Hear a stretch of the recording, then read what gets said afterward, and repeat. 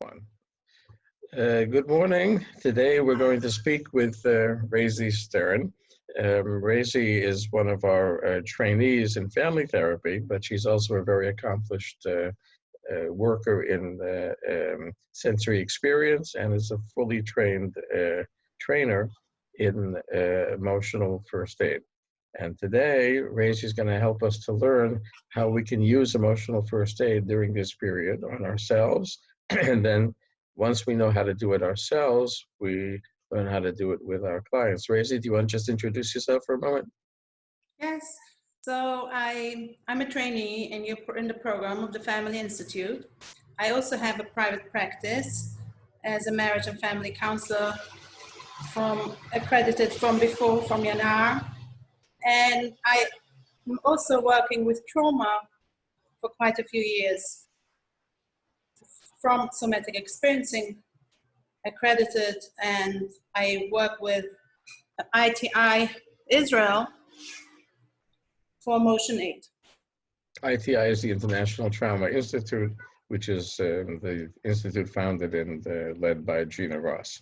Yes, and we have connections with the Misrad HaChinuch, with hospitals, with schools, to be able to provide students and teachers and hospital staff with emotion aid tools so that people can be more grounded, more calm, be able to function. Right. Okay, so Reisy, begin the training. Okay, so do you want me to explain first, or do you want let us maybe first go straight into the skills and tools and then explain, or during? You'll decide. We'll just start.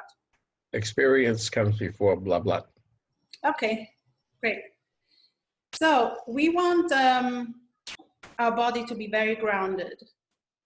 And we need our body to be grounded because it brings us in the here and now, in our own experience, instead of like going into talk. I mean, I use a lot of body in my life and also with my clients. It brings us in the real subjective experience of what's happening in the moment. And when we are in touch with our body, then we're also able to regulate ourselves. And it's very important for any one of us to be now very regulated, always, but especially now, especially as therapists, as a lot of us are heads of families. As a mother, for me, it's utmost important to keep myself now regulated more than ever, because my children are going to co-regulate with me when I'm regulated. So I have to be an anchor for them. And I look at this as my utmost responsibility right now. And to be an anchor myself, for them, I need to anchor myself. So I'll start with the steps for grounding. And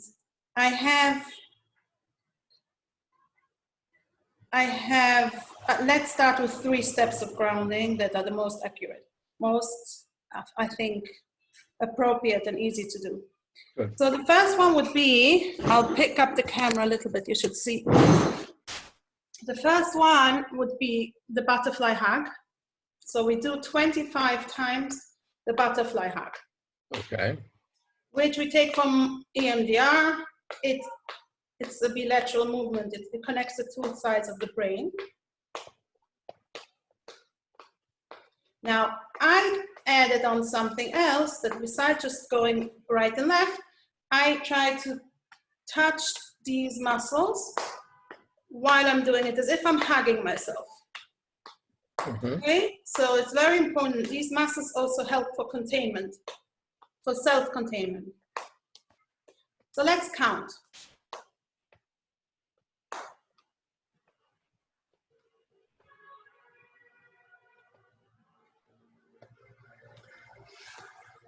So this was about 25. Okay. And now I feel a breath coming. I By don't the know. way, you closed your eyes. Is that important to do when you're doing grounding? You don't have to. Mm-hmm. For me, it helps me sense my body and sense what's going on. And you do what's comfortable for you. Okay. So when you did that, did you sense a breath just now coming? Did you see that? Right. You saw that was coming on me?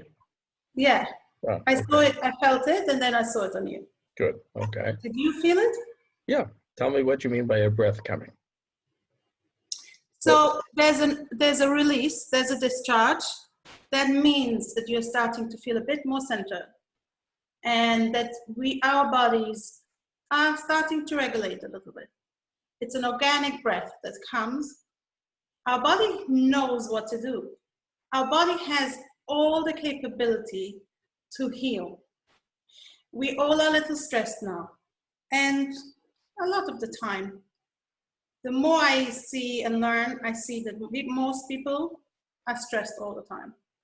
And we have the survival instincts that keep us alert a lot, and they're not necessary. So the more we learn how to get out of survival mode, the more we can start living really in a real way. So the grounding is the first step. This was one way of grounding. Okay. And I would say now let's go to the next. The next step of grounding would be that we feel the contact of our surface that we're sitting on, our feet on the ground. So I invite you and myself to feel my feet on the ground now. Feel the contact to the earth. Feel my feet in the shoes. And notice the sensation that it brings by having contact, like really contacting. Even imagine, if it's difficult to feel the contact on the earth, I invite you to imagine roots growing out of your feet, as if you really close your eyes and imagine yourself as if you're a tree, and roots growing deep, deep, deep into the earth. However wide you want, however deep you want, and notice the color of your roots, the depth. And that gives me a feeling of being more anchored, grounded. And if I'm sitting on a chair, I feel the back of the chair supporting me,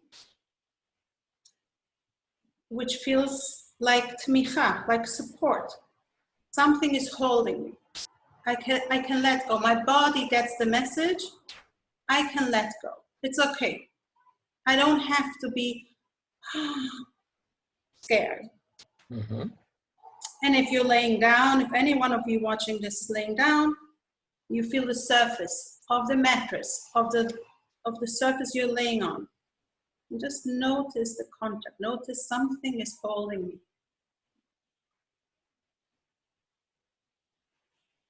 And now I'm noticing what's going on inside, and I'm inviting you to notice what's going on inside.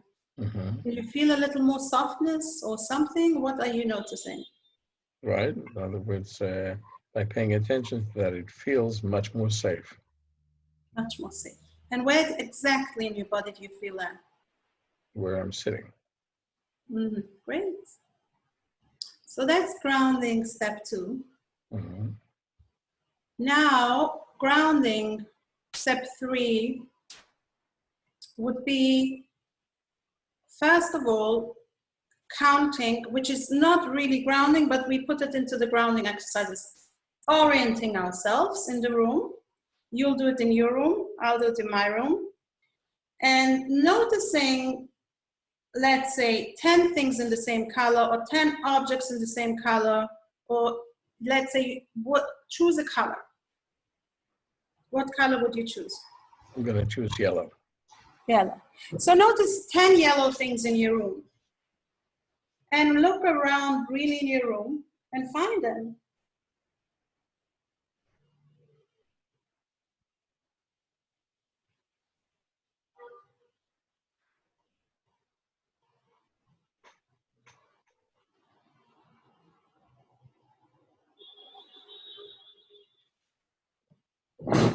Okay. Yes. So what happened? What? Not a whole lot of yellow in my room, so it took a while. Okay, so you found other things instead? No, I found yellow, but it took a little while.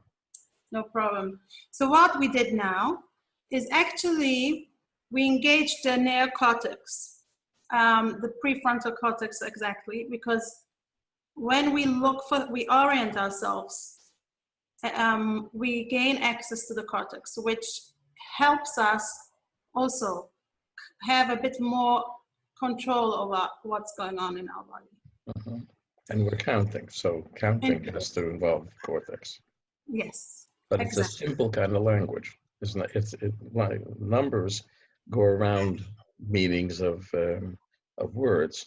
They're just numbers, so they're simple, and they ground us in a sense inside here. Right. Okay, so then we have another way of grounding. It's called breath grounding or heart grounding, whatever you want. You put one hand on your chest and one hand, I'm going to move the camera a little down so you can see, one hand on the stomach, and you just notice what's going on inside and how the breath is coming in and out.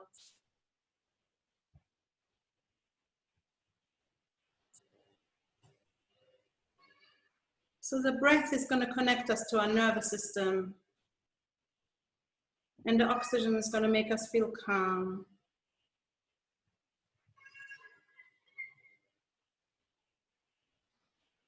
And just notice.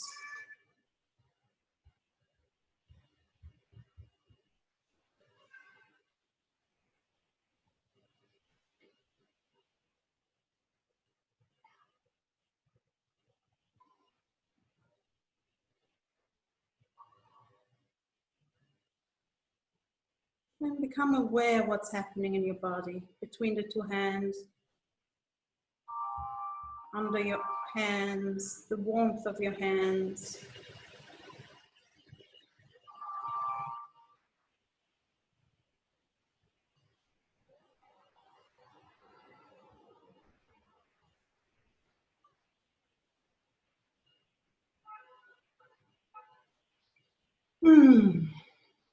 So what do you notice now? What do you notice now? Well, the breath came at the same, actually you and I were synchronized more or less in the breath. Yeah, that's the co-regulation that's happening right here and right now with us. Mm-hmm. And anytime two human beings will connect in synchrony, and that's what we need now very, very much, because we're missing this real social distancing. We can do this straight away. Our eyes meet, and I think it's very important when we work with our clients to actually look at the camera and look, because in the computer, the camera is on top, and we don't really see our eyes.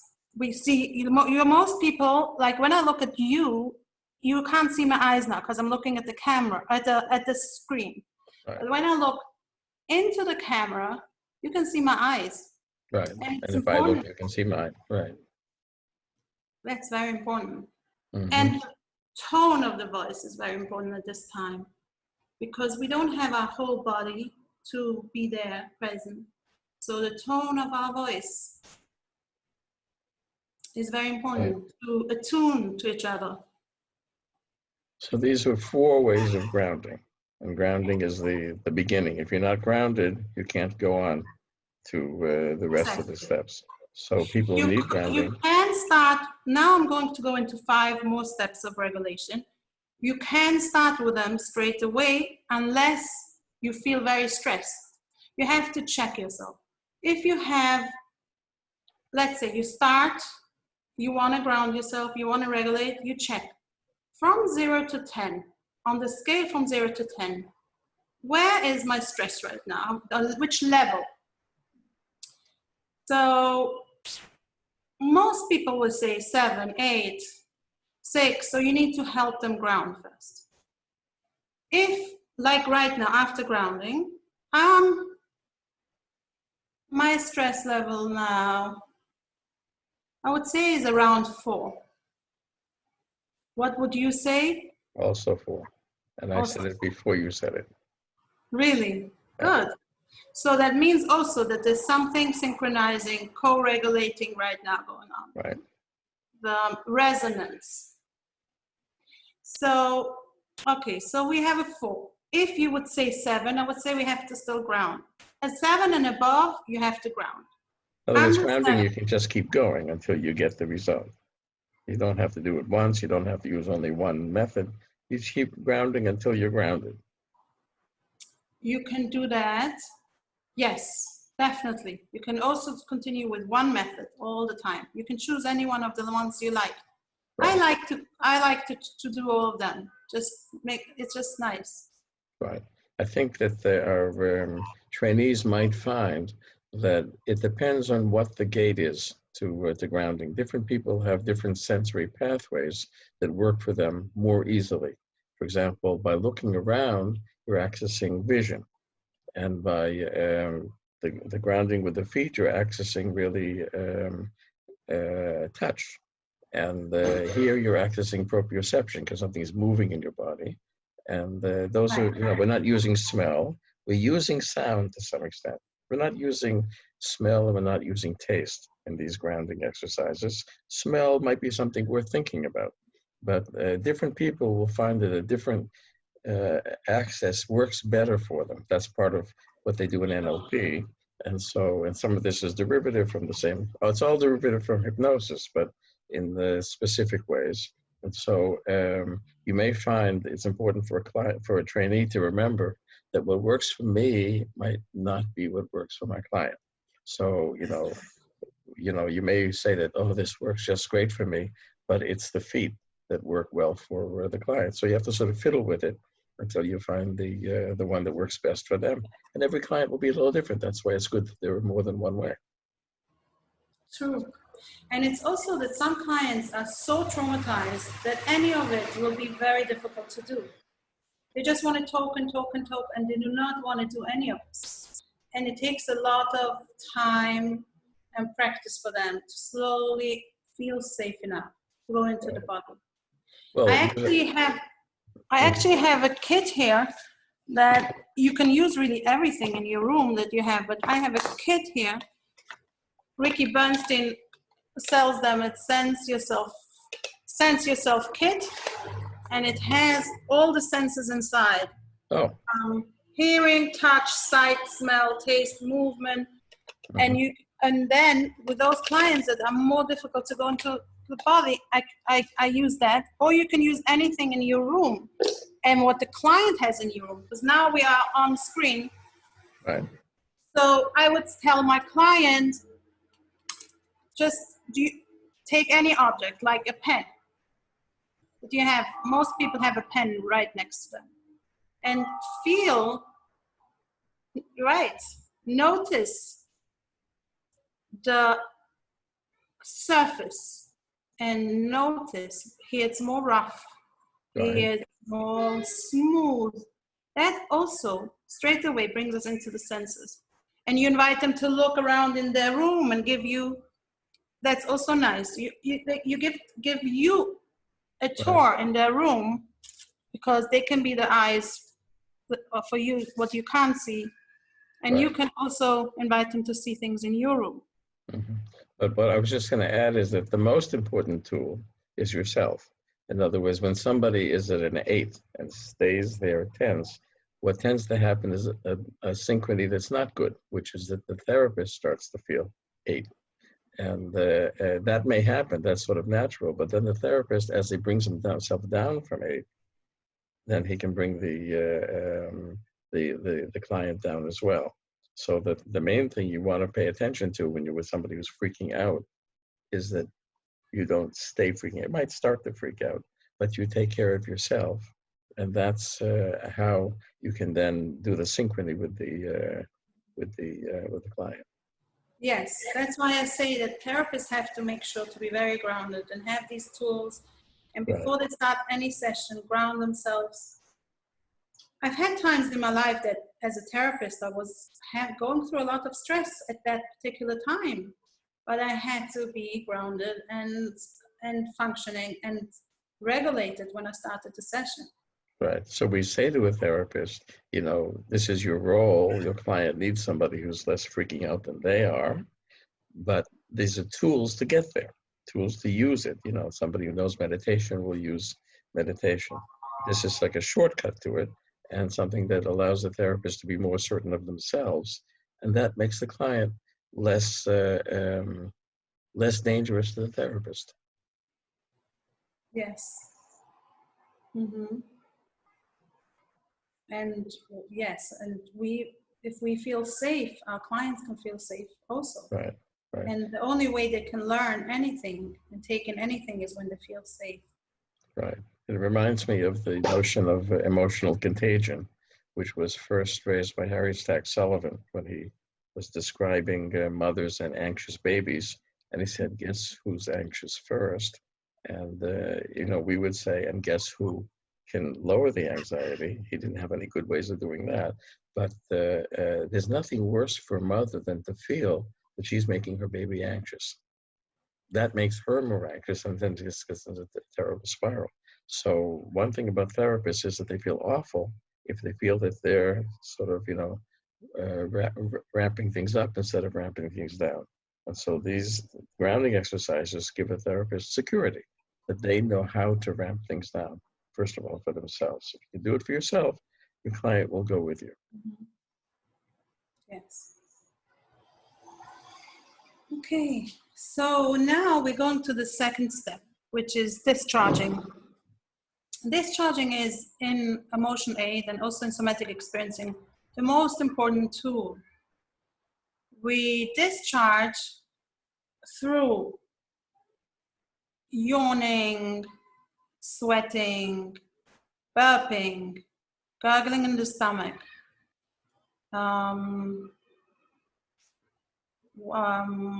shaking and trembling. All these are discharges, and it's good, and we allow that to be. I think goosebumps is one of them too. Goosebumps, right. Yes. I knew I forgot one. Thank you. I just watched the tape 5 minutes ago. Okay, yeah. So we take one sensation at a time in our body, and I want to explain to the trainees why sensation is so important in somatic experiencing and any somatic work. Sensation is the language of our brainstem. It's the language of the part of the brain that cannot be accessed with thoughts and emotions. It can only be accessed through the body, through sensation in the body. So any feeling, any emotion, any thought in somatic experiencing, we will take back to the body and we will feel it as a sensation. And that's when we talk to this part of the brain, the brainstem, that this is the only way we can access and discharge the frozen traumatic energy. If I can explain it through showing you my fist from Daniel Siegel, we have a model, a fist model, to tell you how it works. Sure. So if you imagine my brain sideways and my fists like this. So this would be the cortex, and my thumb inside is the limbic system. That's emotions. That's the emotions, the emotional brain. This is the thinking brain, right? The neocortex is the thinking brain. This is the emotional brain. It would have two thumbs in a real brain, but we only have one thumb. And the brainstem is the palm. And here would be the spinal cord with all the nerves connecting us to our body, okay? So when everything is integrated and our brain functions well, we see everything working together. This is how the brain would be. When we are in survival, in fight, flight, or freeze mode, I would add faint mode, then we don't have access anymore to the neocortex. That's it. Everything is not integrated anymore. The brainstem takes over. The body is flooded with adrenaline and cortisol, and we get a lot of energy to survive. That means we can fight or flight. A mother would be able to pick up a car to save her child. She would have so much energy from these hormones. And what would happen if we cannot use fight or flight? because we feel the threat, but fight or flight is not applicable, or we're not able to access fight or flight. Let's say in developmental trauma, I would say you have a parent who doesn't stop criticizing and nudging and being controlling, so you can't access, you can't fight and you can't flee. Usually, child can't do that. So Right. what happens? And in Corona times, we're all stuck.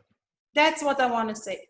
Right. So in Corona times, we can't locate the threat. It's not here in the room, right? They're talking about it. The media talks about it. The government. We hear about people dying. We hear about doctors and nurses, and it's all outside, and we don't really locate the threat. So what happens? We freeze. We don't know what to do. We're a lot in lockdown, so we get shut down.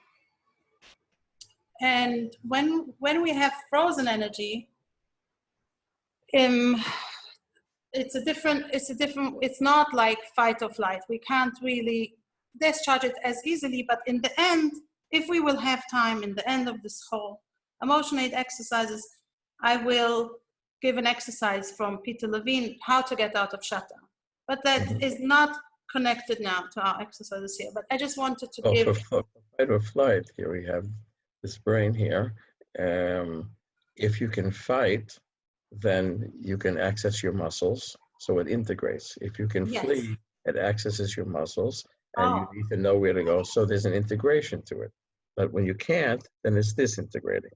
And that's when the brainstem can't, these days we would say they can't create re-entry, not to the emotions and certainly not to the prefrontal cortex. And so we have an inhibition of everything except what's going on here. That's disorganizing. And that's what we're going to address now. So what's going on here in the brainstem is frozen energy that has not been discharged, and that will get us anxious. It depends if we are stuck in the sympathetic or parasympathetic nervous system, but I'm not going to go into these details now. But if we have all this energy here stuck to frozen energy, we need to get access to it and discharged from the body to have functioning again and have integration of the brain. Right. So how do we do that? We feel one sensation at a time in the body, and we notice it without judgment, without analyzing it, just noticing it as if we're watching something. As if we're riding on a train and we're watching a nice view. However difficult it is, the sensation, we just watch it. And once we do that, we notice what happens next. We say, in SE, we say, so feel the sensations and notice what happens next. The notice what happens next is an invitation for the discharge. So we'll do this right now. Let's try it. So when I notice my body right now, and you tell me also afterwards if you want to do it, I feel like a little bit of a sensation, tightness here in my throat and in my chest. Now I'm not going to do them both because it's going to overwhelm my system. I'm going to take one at a time. So I'll choose my throat.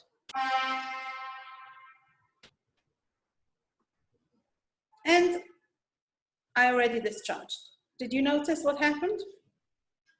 No, go on. There was a little burp that came. Ah, okay. Okay.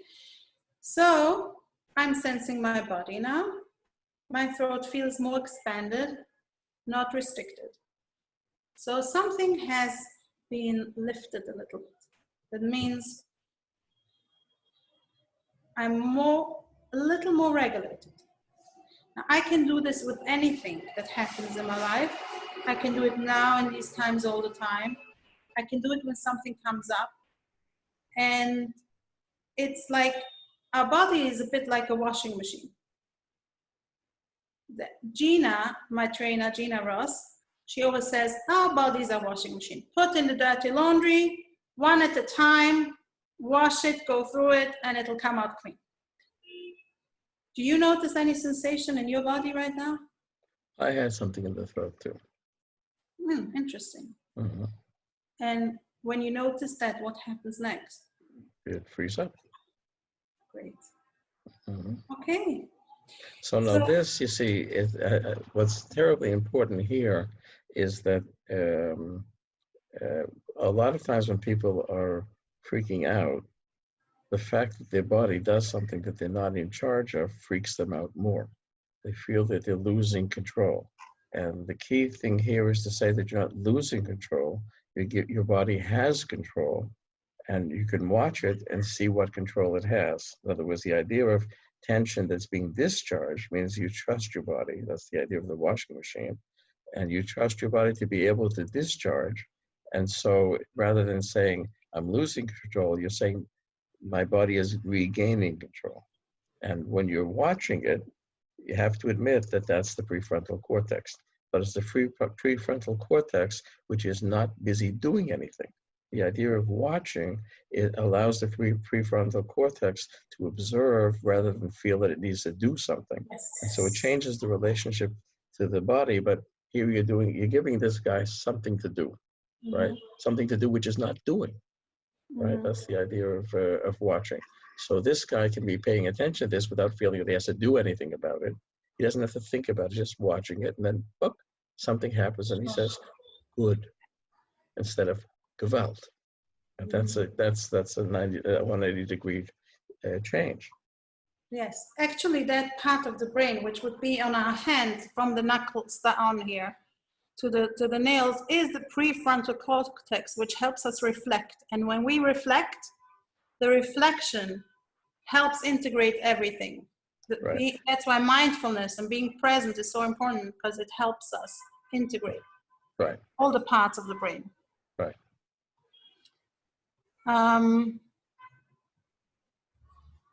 So there was something I wanted to say before, but I lost it. Before you, we're talking about one sensation at a time. Right. So you observe it, and then you say, "Is discharge?" Right. Mm-hmm. Oh, I remember now what I wanted to say. Go. You were talking about the fear of feeling our feelings. Right. And I learned, and I also noticed, and there's a trick that I learned from 51 Blue, which is nothing with somatic experiencing. 51 Blue is a training that I'm doing that's an amazing training developed by Gino Gross. He lives here in Jerusalem. And for us to not be so afraid of feeling our feelings, first of all, it helps, before I go into 51 Blue, to have one sensation at a time, makes it not so overwhelming. But what helps also not to be afraid is when so there's two parts of our brain here that are playing, right? So there's the neocortex, and then there's the brainstem. Now, they're not connected, but the brainstem is what we feel in our body. Our body actually thinks we are going to die. We're in survival. When we're in survival, we get the message, I'm dying, I'm dying, I'm dying. Something is happening, right? Even if we're not dying. And then we can know here consciously that we're not dying, but we have to allow the body to know that we're not dying. We have to let it know. So how do we do that? We first feel our body and the fear, and actually with the grounding exercises and the calmness, and we get in touch with, first of all, we can get in touch with our pulse. If you take your pulse right now, feel your pulse, and count till 30. And ask yourself the question, am I dying? And sometimes we feel like, yes, even if here we know we're not dying, but our body feels like, this is too much. I am dying. So we count till 30, we feel our pulse, we give a breath out.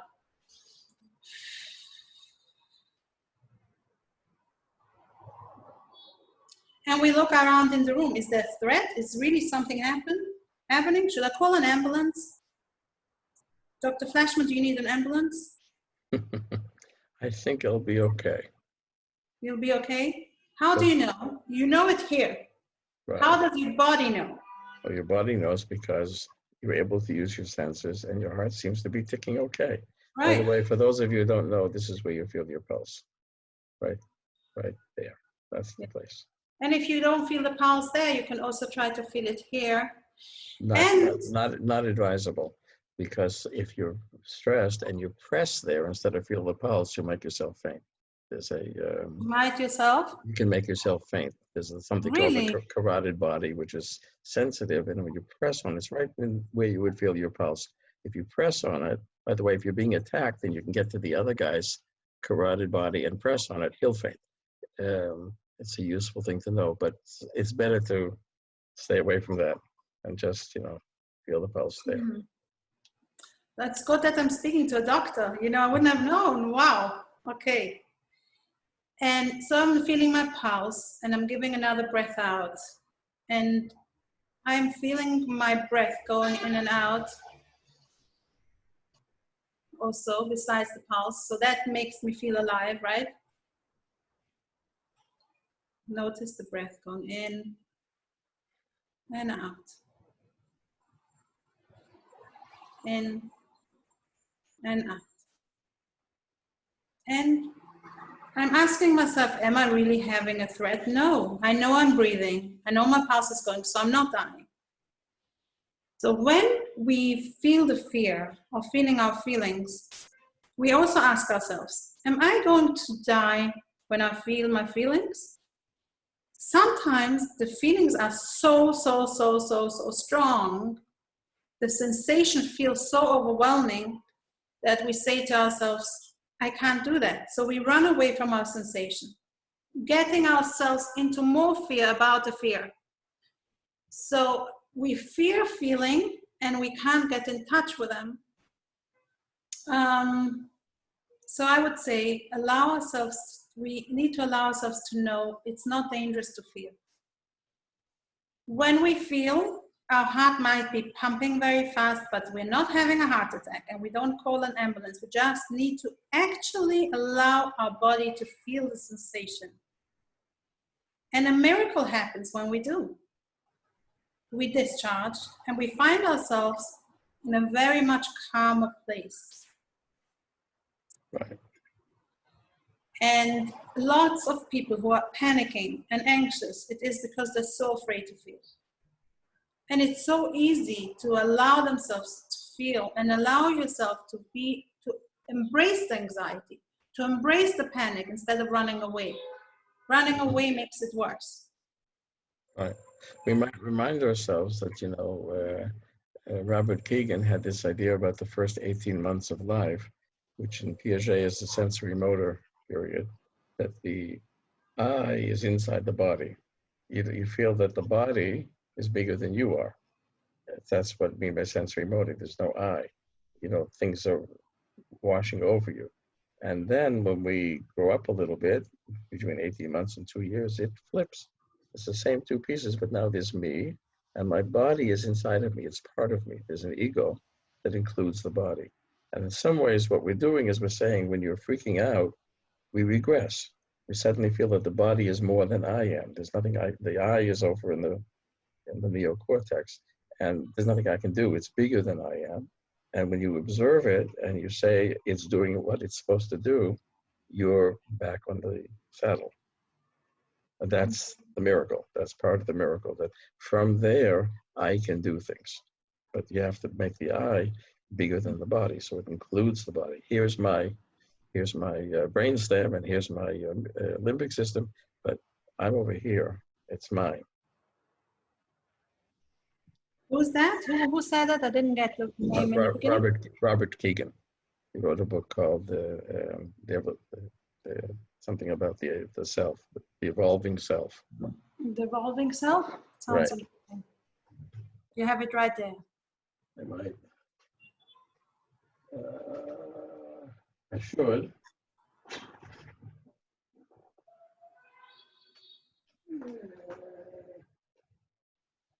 Later. I don't know where it is now. I must have lent it to somebody. not now. The evolving self, Robert Keegan. Keegan is, Cohen, Kegan. All the Keegans are Cohen, like the Kagans. Okay, thanks. For actually, what I want to also say is that when we are in survival, it suppresses also, it attacks our immune system, which we need now to be very strong. So it's very important for us to get out of survival into much more functional and regulated state, into living mode, because our immune system really needs us to be strong, to be there. And what happens, what's also important for our immune system is touch, which we can't get much today. We are missing the social contact. So the skin is a very important organ of our body, right? So I would say self-touch, besides the steps, I'm really going off the steps. I'll have to summarize them then, because I want it to be like, but self-touch, like even just holding, I put my right hand under the arm here, and then holding yourself will feel very much self-contained, will help you feel yourself. And you can imagine hugging yourself. I do that with my clients all the time. They like it. And they can use it when they feel down, when they feel like they need a hug, and they need to do that for themselves. But any one of us needs it. And actually, touch strengthens our immune system. Mm-hmm. So emotional self-care in Corona times, it's a good idea to think about doing these things before you freak out, to do them regularly, to pay attention to. You can say that you're sustaining your immune system by taking better care of yourself and using the largest organ in the body, which is your skin, to provide that stimulus for the immune system. Yes, yes. So going back to our step 2 discharge, we can do that now. Every sensation at a time, we feel it, we notice it, and we discharge it. And we go over and over and over until we process everything, until we feel more regulated again. In the window of tolerance, the window of tolerance in a functional mode, in a regulated mode. So now, step number 3 would be going over the event.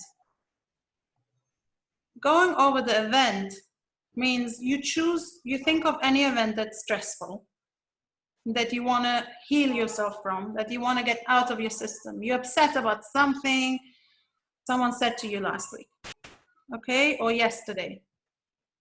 You can think of something, I can think of something. Yeah, I just, took my car from Omer to Beersheba. There was a million things that happened on the way with the Israeli drivers. Okay. So you can think of one particular incident that happened? Oh, yeah. Mm-hmm. Okay. So notice when you think of that incident, what happens in your body? What do you notice? Which sensation? Right. I get tight in the chest. Mm-hmm. And when you notice that, what happens next? The breath seems to have come. How is that? A way of reducing the stress, letting it go. So you feel a little less stressed now? That's right. From 0 to 10, how much would you say? Back to 4. 4. And notice again, think again about the same stress, the same thing that happened to you, and notice again the sensation. Is it tightening the same way like before? Less. Less. Mm-hmm. So you already have a change in your nervous system. Mm-hmm. You're regulating the event. So just notice that and go back and as many times as you want. until you say it doesn't bother me anymore. It's gone. Right. Till I get into the car the next time. Maybe even then it'll be better. Yes, probably it will be better. I want you to tell me afterwards. Right. Yes. So we go over the event, any event that bothers us many times. And the small events will be easy. The bigger events are harder. And sometimes we need someone else to do it with when it's really big in our lives, because sometimes we get triggered from real things from our childhood that are just too overwhelming for us to remember. And then we can call out, like, if all of these trainees, of all of our trainees, we all will know the steps, then we can help each other and call each other to process. Right. Dr. I just want to stress that. In other words, one of the reasons to have more than one trainee at a time is that you learn the most from your people you're learning with, the most similar to you. And that in times like Corona, it would be a good thing for people to think, who's the person that I could do this with? And we can just practice it. We can call each other up and do some of this once a day, once every 2 days, and re-regulate. And it'll make us better, it'll make life easier. It'll make us better therapists too. And even thinking about when I did it to somebody else, that person has a presence in my memory. So when I'm doing this, I may have somebody else's voice with me. Yes. That's something that our clients get from us. It's true. And that's why it's nice when the Family Institute becomes like a family and is there for each other, actually. Right. Yes. Even when you said the word family, you took a breath. Yes. And you noticed that. That's nice. Peter Levine, actually, I think he uses this can you see this ball? I think he uses this ball to show what happens in our nervous system. So we have a nervous system that's all tightened, and we have anxiety, and everything is very tight, and our muscles are tight in the shoulders, and our guts are all scrunched up, and our heart might beat fast. And every time we discharge, something opens, and something opens, and something opens. Even watching it, what happens to your body when you just watch this? Right. You start to breathe with it. The breaths come with it. Yes. So I give this to my children to play, and the children that I work with them with these type of things. And because they don't, I work very differently with children. But so can you see suddenly the whole system is open, alive, the brain is integrated. Right. That's how easy it is. That's one of the most important points of emotional first aid, is that it's easy. Yes. It's supposed to be easy. It's supposed to be natural. It's a connection back to something that's there. You're not doing something extraordinary. You're back. A lot of people can learn how to do emotional first aid on their own. I must say that not everyone. I want to say it because people shouldn't be disappointed. When people had a lot of trauma and having ongoing trauma, emotional first aid will not be enough for them to manage. They need someone else to do it with them. Right. So I want to stress that, because people expect, okay, so I'm going to do this miracle techniques. Yes, most of the people it will help. Not everyone. So it would be important for a trainee, when they're treating somebody, to say, we're going to try this and see if it suits you. The same way we say, well, let's see which portal, the skin or the roots or whatever, which one suits you, and if this suits you. And it may not. And if it doesn't, we'll do something different. Sure. But also we have to realize that people have a lot of difficulty and resistance going into the body, because it's so stressful. There's so much fear involved in feeling our feelings. Well, we're used to feeling that if we're going into the body, we're losing control. And if you've had bodily trauma, then the body is a source of lack of control. So you avoid it. It's the first thing you would avoid. Yeah.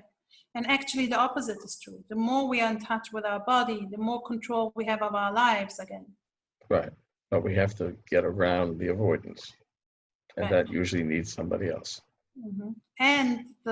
And 51 Blue, I find even the sentence, am I dying? It's really, or am I still alive? It really helps. For me, it helps. And I notice a lot of my clients too. Really helps. Okay, so now step number 4 is any time, because sometimes we can do this work, but we still have these thoughts that are bothering us and the emotions that come up. So anytime we have a thought, an emotion, or even an image. Yesterday, my daughter, we were walking outside a little bit.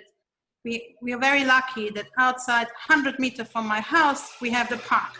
So everything is closed, but we can at least make a sivuv.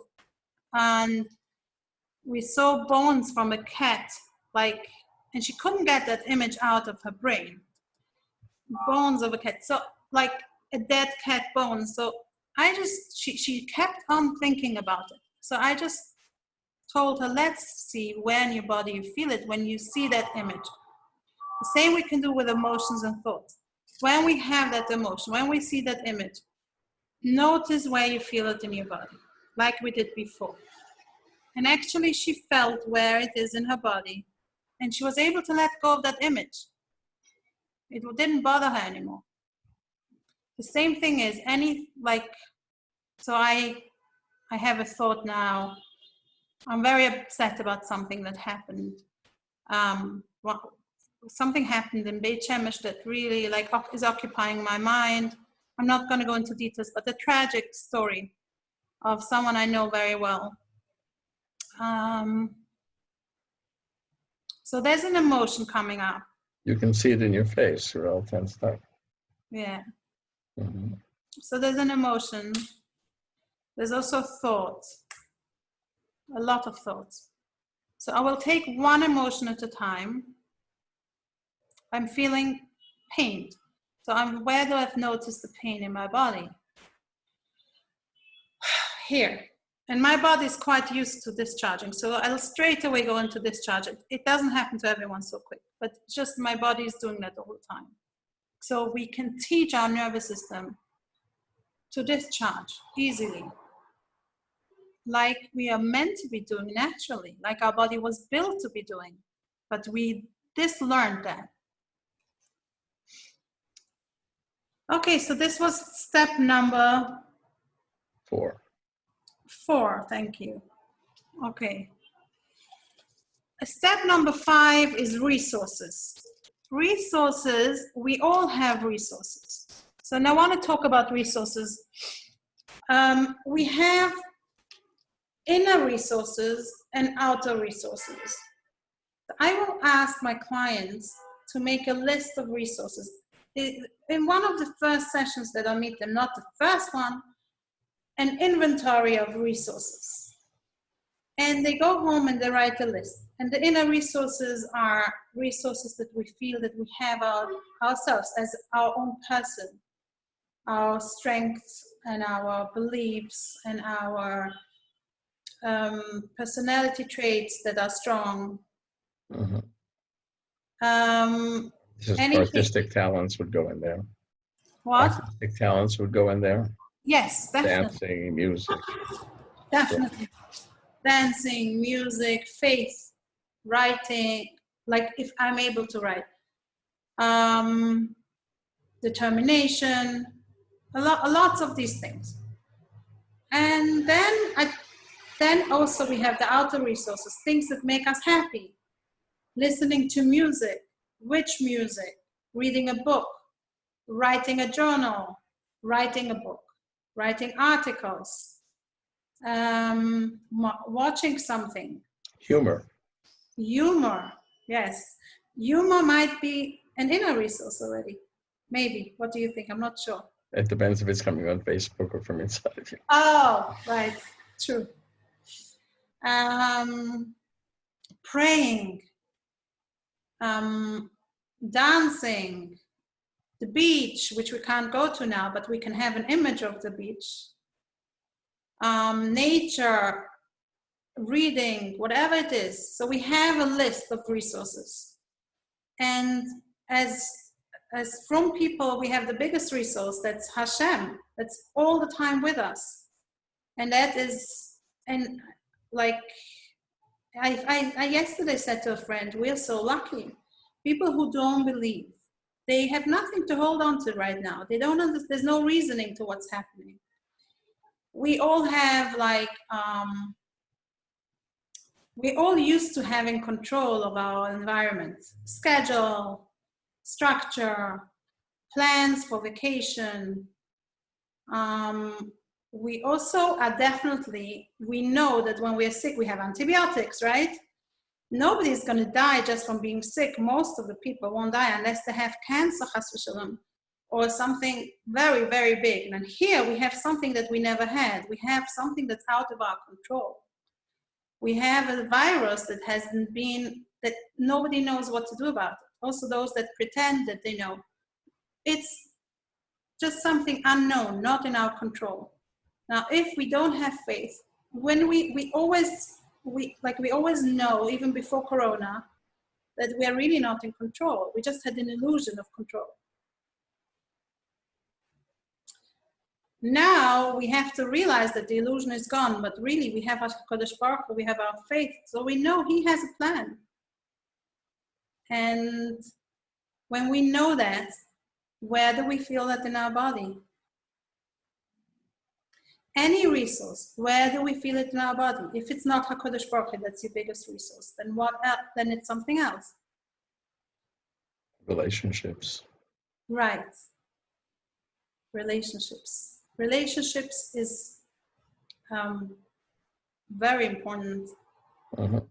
The most important. And that we can't, I don't think that if we never learned how to have a relationship, that we can have a relationship also with HaKadosh Baruch Hu. So it comes back to relationships. You're right. So how do you use the resources? Where do they fit in?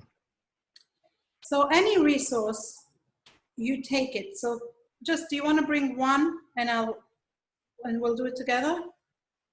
Sure. Music. Music. Okay, so which music do you like? Mudgets. What? Mudgets. Oh, okay. So when you think of Mudgets, is there a particular song you like?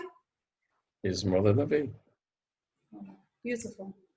When you think of Mizmor David, you might want to sing it to yourself. You might want to hear it in your ears. Where do you notice what happens in your body when you do that? For me, all of my muscles relax. All of your muscles relax. Wow. And notice that. Really allow them to relax. And as I notice your muscles relaxing, my muscles are relaxing too. It's worth mentioning just, the Mizmor David that I'm thinking is called the Heimloser Mizmor David. It's the one that was written during the First World War when everybody was homeless. Really? And Rebbe wrote a Mizmor David for those people who have no home. And the song became their home. What's the... I can't sing. Heimlos. It's in German. In Heimlos. Yiddish. Heimloser. Homeless. Talking about which Mizmor David, what are the words? Hashem Roi Lo Yachzor? Yeah. It's a long, slow one. I think I know which one you mean. I sing it every Shalosh Yiddish. Okay. Okay. It's a good time. Wow. When you're losing, Shabbos is your home. Yes.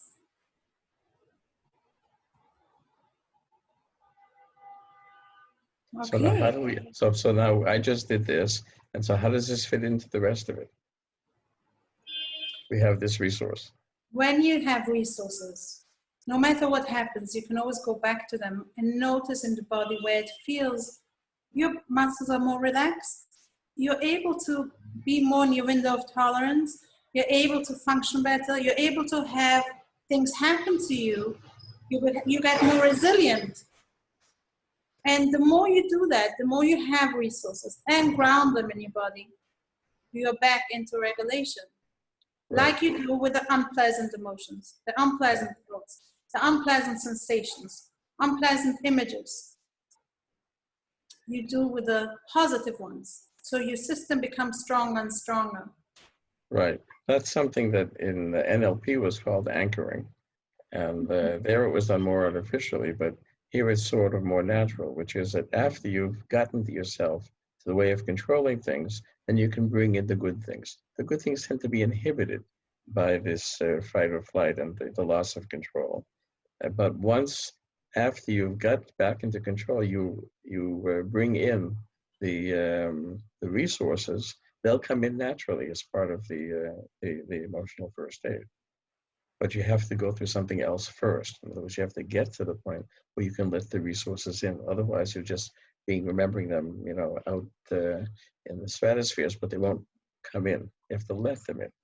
That's a paradox. You would think that they would come in automatically, but they don't. You have to find a way to let them in. Then they come in. We are used to really feeling, it's much easier to feel the bad feelings, to feel the bad sensations. We used to concentrate on the negative. That's how humans are. That's how we're built. And exercising more and more to see the positive, ground them in our body, is going to make us feel more happy to be alive. It's going to promote our well-being. Right. Well, when you say, that's how humans are, it's worth reminding ourselves that it took Freud about 30 years to discover that, because he first said people just like pleasure. They like pleasure. So it's as if the pleasure principle, which is all the resources and the good stuff, that's what drives us. And then when we're frustrated, we get into things that only he can do on the couch. But after the First World War, he met all these people who'd been through the war who were all wound up, and they kept remembering the bad stuff. And Freud said, that doesn't fit with the pleasure principle. There must be another principle. And that's they all ended up what? What did you say, the man? That this doesn't fit with the pleasure principle. Yeah, but what did the people do? I didn't hear it. They were all wound up. He said, why would somebody who's had a trauma in wartime keep remembering it? According to the pleasure principle, they would just let it go, right? So this was the first time that it was with, what was called then war neurosis, but it's post-trauma, that Freud said there's another principle, not just pleasure, right? We said, well, that's how people are. He was trying to think that people weren't that way, and he didn't succeed. And then he changed his whole way of thinking about everything based on this and said there's something, the book is called Beyond the Pleasure Principle, right?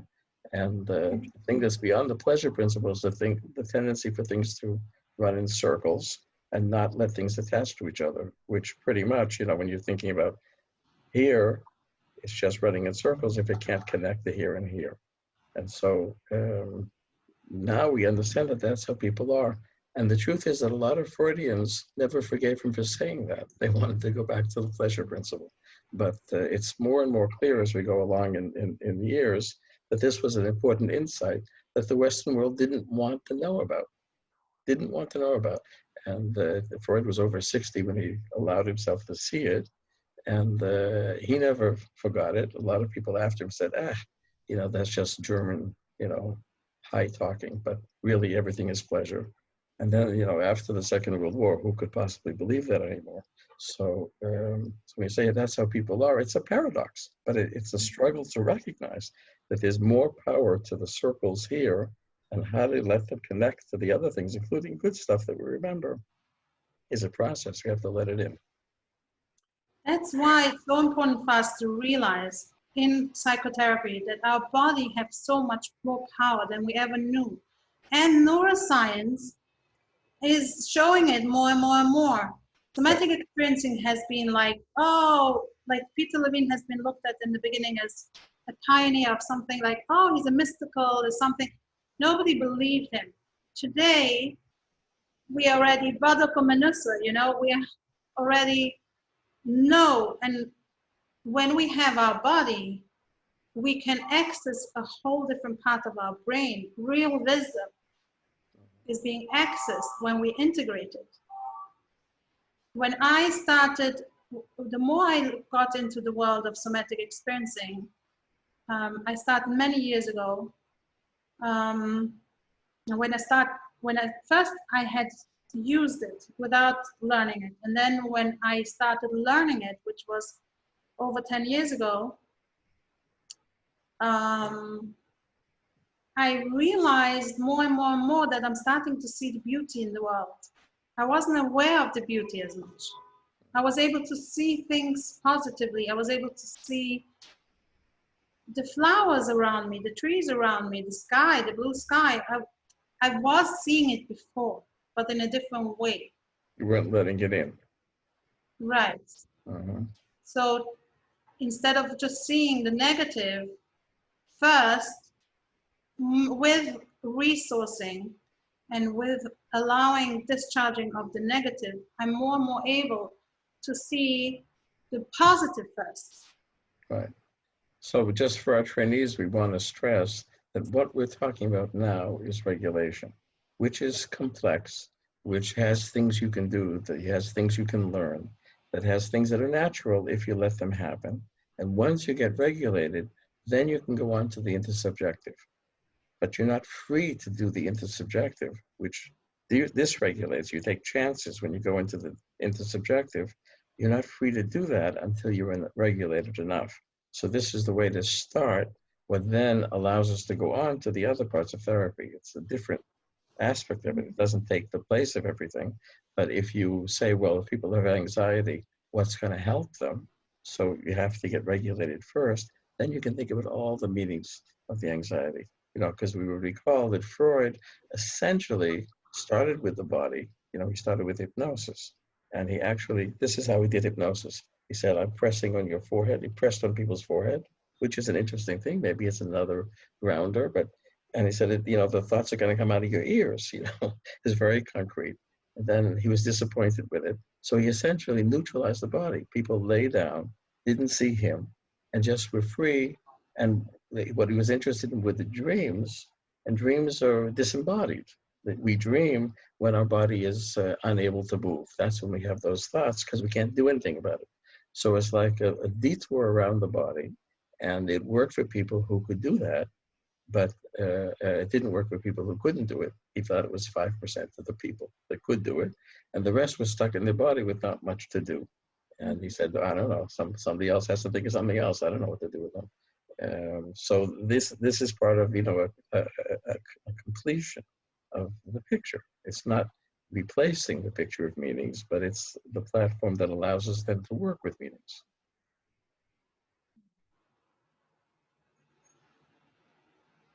Yeah.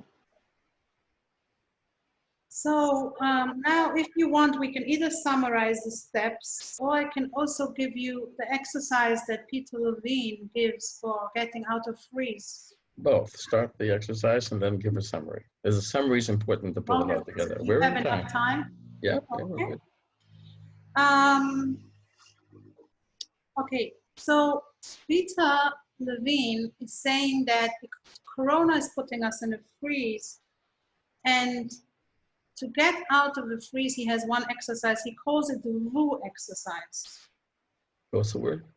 VOO. V-O-O. Oh, VOO. Yeah. Through the breath that starts, the VOO sound starts actually in our guts. He explains that the guts get very afraid in a threat situation. They scrunch up, okay? And especially in a freeze situation. So to access our guts, we need to access the muscles in our stomach, in our lower stomach. And the VOO sound actually helps us do that. It's a breath. We have to access the guts through our vagus nerve. The vagus nerve is the nerve that goes from the brainstem to most of our body and all the organs under the diaphragm. And it goes to our kishkas. Yes, to our kishkas. All the kishkas. The kitza. It doesn't go to the muscles. It goes to the kishkas. Oh, right. Oh, I said muscles? No. I'm just saying, you know, when you say most of your body, I mean the inner body, which is the part that we have no real sense of control over. Right. The That's inner what's called organs, the vagus nerve autonomic. goes to our inner organs. Right. And the vagus nerve is also, social engagement also helps us access the vagus nerve, which is very important. That's why socializing is very important now. Always, but now specifically. So, oh, 1 second. Does it access? I'm confusing it. No. Yeah, I think it does. Through the eyes and the, yeah. Okay, so he recommends doing the VU sound. So you give a breath, very normal breath in. And when you breathe out, we're going to say together, VU. Now it has to be VU with a V. VU. It starts with the stomach. You feel the breath coming up. It's massaging all the inner, from the stomach up into your throat and mouth. So, and then usually emotions will come up, or feelings, or sensations. So let's do it together. 3, 2, 1, go.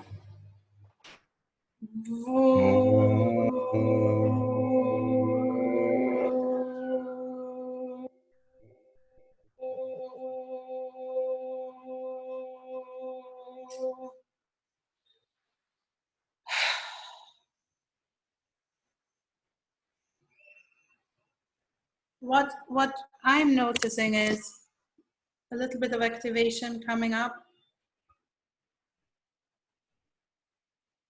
And then I'm going to notice it here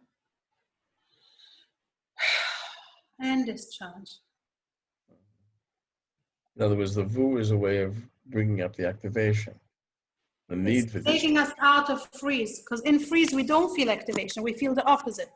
Ah, okay. So we have the parasympathetic and the sympathetic nervous system, which you know, but I'm explaining for the trainees. The nervous system has, till now they said 2 parts. Today we say 3 parts, because the parasympathetic has 2 different parts to itself, according to Dr. Stephen Porges' polyvagal theory. When we are so we have to have a balance between the 2 parts of the nervous system to be regulated, parasympathetic and the sympathetic. Sympathetic is the part of the nervous system that makes our heart beat, that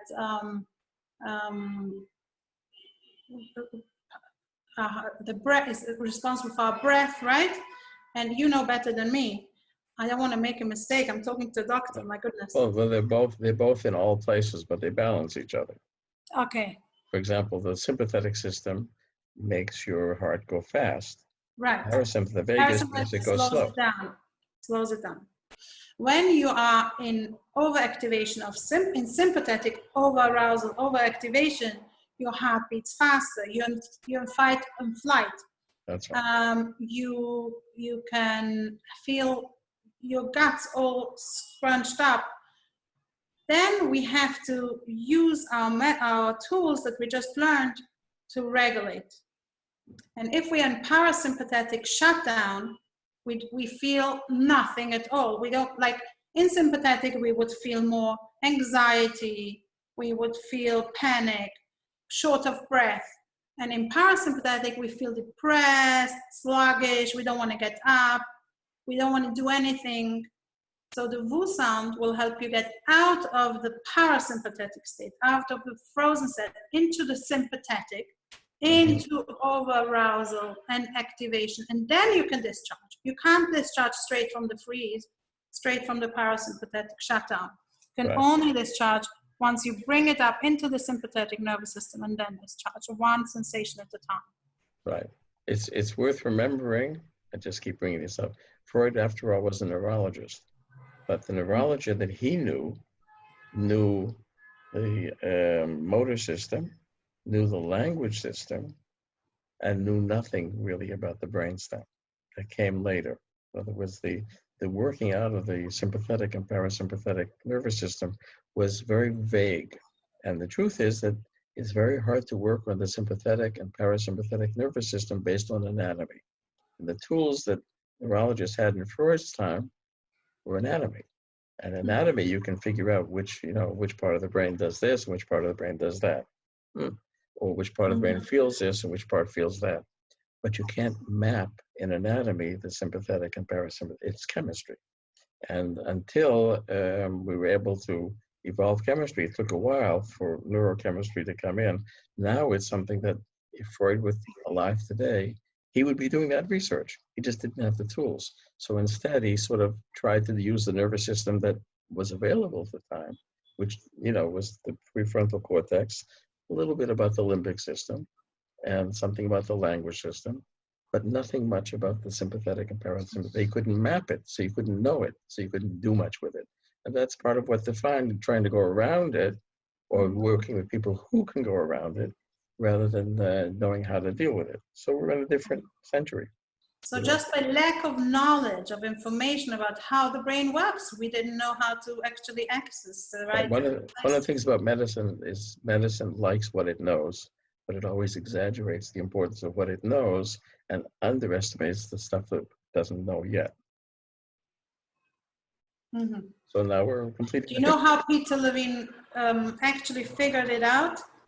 Go on. So Peter Levine, he's an amazing person, but besides that, he was watching animals in the wild, and he saw that when they went into survival, they were attacked, let's say, by another animal. So they went into freeze, into the frozen place that looks like they're already dead. How do you call it in academic language? As frozen, like an animal would look like he's dead, to pretend that he's dead, so he can't fight or flee. So he'll completely freeze. He looks like that. I actually saw some clips of that. And when they were safe for some reason, they would just shake themselves out completely, like shake, shake, shake, shake, shake. And then they were free to go, and they did not suffer from, any animal does not suffer from PTSD. At that time, PTSD has been so difficult to treat that it was given up. Like it was a lifelong sentence. That's it. You have PTSD, you're finished for life. You are going to be for life dysfunctional. And he saw that animals know how to do that. And he also knew that our brainstem is the same like theirs. And he also knew as mammals, we also have the same limbic brain. So he knew how, he was thinking, if they can do it, our brain should also be allowed to, like, also have access to that, but we need to find access. How? So that's how we developed somatic experiencing. So when my clients, like in the beginning, they feel uncomfortable, shaking, burping, yawning, it's like trembling, it's something we're not used to do.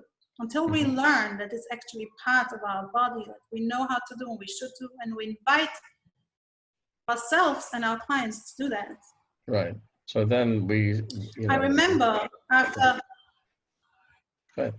Sorry, I remember after giving birth of my children, sometimes I was just shaking and shaking and shaking, and they were giving me blankets and blankets.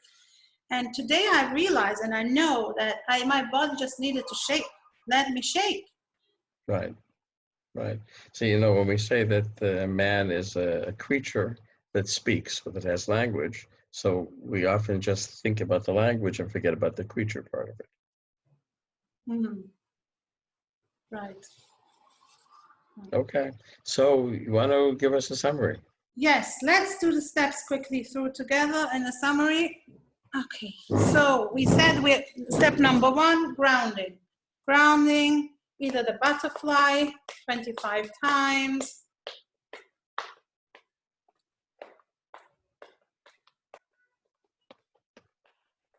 It works better for me up here. What? Works better for me up here. Ah, okay.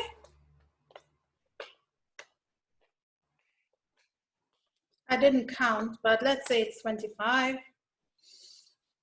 Then we ground ourselves by noticing the surface we're sitting on, our feet on the ground. And a breath comes.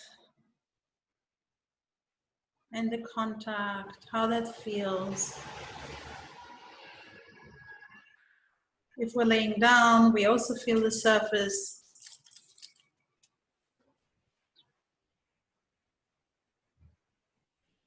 And then we put one hand, before we do that, I want to orient ourselves and we look in the room for 10, let's say blue colors or 10 round shapes. Anyone can choose what they want. 1, 2, 3, 4, 5, 6, 7, 8, 9, and 10. And now I'm putting one hand on my chest and one hand on my stomach, and I'm noticing my breath coming in and out.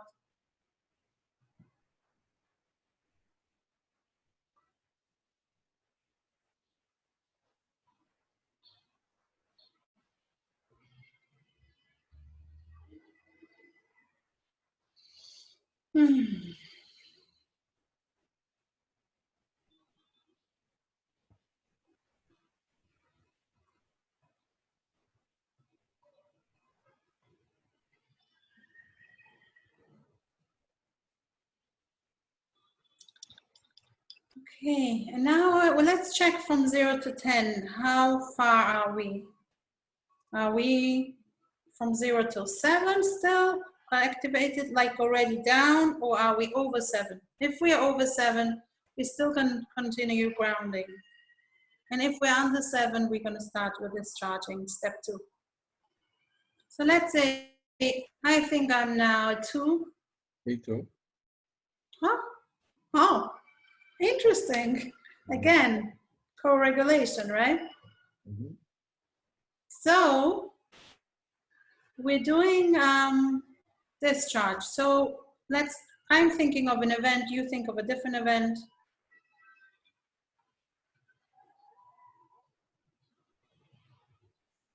Yeah, something that I'm thinking about is making me feel very uneasy.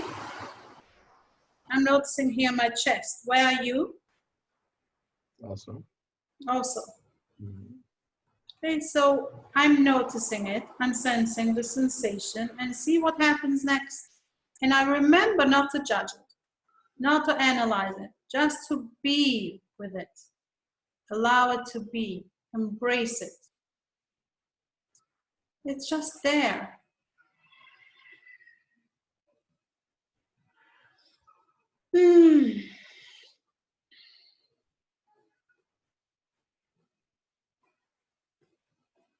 So I discharged it. Did you? Mm-hmm. Do you still have some of it?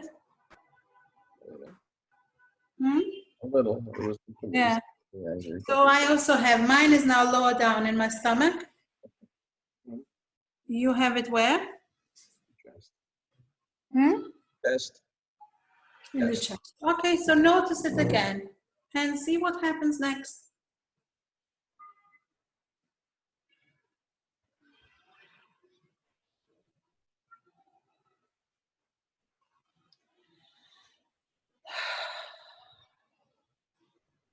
Burp. Burp. Oh, great. That's great. So that's a discharge. For me, it was, again, a burp, but not a burp, a breath. And I have a little bit of shaking in my hands. Can you see it, the tremble? So I'm discharging through my hands now. People are not used to noticing that. If it happens to them, they won't even notice. But when you get more and more into this work, you notice that, the tremble. So I fully allow it to be. I don't rush time. I want to wait till it really finished discharging. If I stop it, I have stopped the discharge from happening. It's a really shame. It's a loss of an opportunity, a loss of getting the freeze out of my brainstem, of integrating my brain. So I just allow.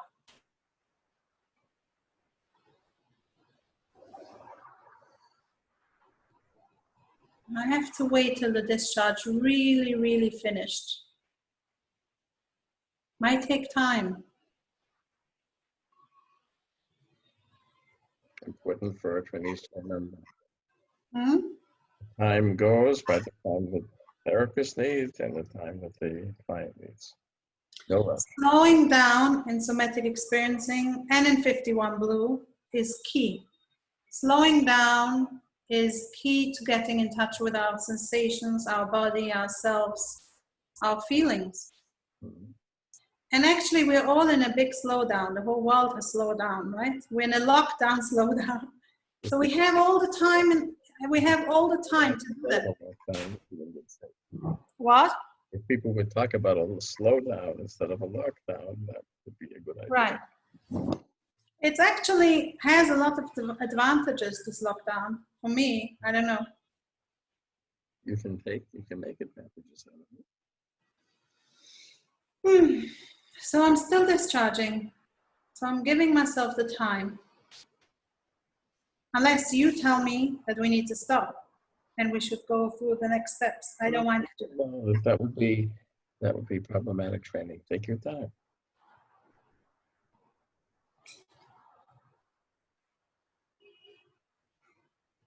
Okay, I think the discharge is mostly done now. We would probably encourage our trainees not to look at the clock when they're doing this. Right. With somatic experiencing, it's really tough sometimes to have an exact 50-minute session. That's more challenging for me in the clinic than here in my private clinic. Right. Because I can give myself more time. Because you never know with somatic experiencing, you can't always be with the clock. And you learn with the time to space it, to pace it properly. So we went up to discharge, but we really did also step number 3 already because we were going over the event again and again. Now, if the event still triggers you, you go over it again and again until you discharge every sensation, as much as patience as you have. Now we do step number 4, which is processing unpleasant thoughts and emotions. Any thought or emotion that you can think of right now?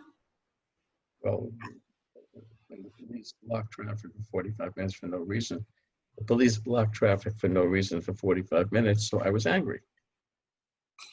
And as you feel the anger, as you remember that, can you feel the anger right now? Mm-hmm. And where in your body do you feel the sensation of that? What? Chest. In your chest. So notice that sensation. Also your shoulders? Mm-hmm. So choose one. Choose one. Shoulders.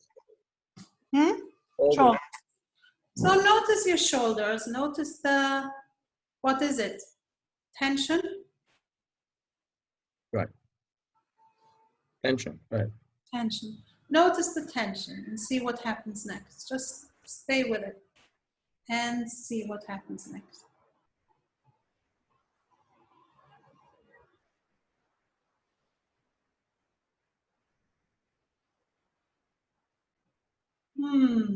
Yeah. So I noticed that organic. Let it go. Your body is what it's saying, let it go. Why stay with it? And you allowed it to go. Right. You probably is not finished with it yet, are you? No, the police will be there tomorrow too. No, let's not stay with tomorrow. Let's stay in the present for now. I'll stay with it because I think it's going to continue. But it's better. It's better. You know, the Buddhists say that staying angry is like drinking poison and thinking the other guy's going to die. But that's also a thought. I want, if you really to feel the sensation, what happened with it? Is it easier? It wants to go away. Yeah. And so can you just be with it before wanting? Just accepting it, that will allow it to go away rather than saying it wants to. Just first accept it. Right. It's still there. Right. So the breath helped a little bit with the tension? Yeah. Mm-hmm. Okay, great. You can do this again and again. A lot if you don't want to stay with the anger. Now, the resource is the 5th step, the last step, which we went into details to think of resources. So let's think now, I'll think of the beach. That's a big resource for me. You have a resource, oh, you're thinking of the song, or do you have a different resource? It would be a different song in this case. Okay. So when you think of that, notice where you feel it in your body. When I think of the beach, I have the image of the water and the warm sand and the blue sky. Feel peaceful. And my whole body goes into a feeling of peacefulness. Right. So these were the 5 steps. Right. Okay. Anything else you want to add in terms of helping people to feel confident that they can do it? It's all natural. It's all? It's all natural. The idea is not to be a magician. The idea is to let the magic of the body do its work. Mm-hmm. You're not the washing Loud. machine. The client has their own washing machine. Not to be in the way. I say, let's not be in the way. That's the only thing we have to do. Right. Very Take ourselves out of the way.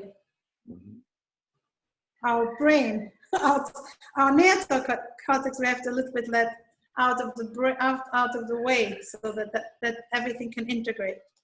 Right. So I started to have thoughts because that's how I do things. And you said, wait.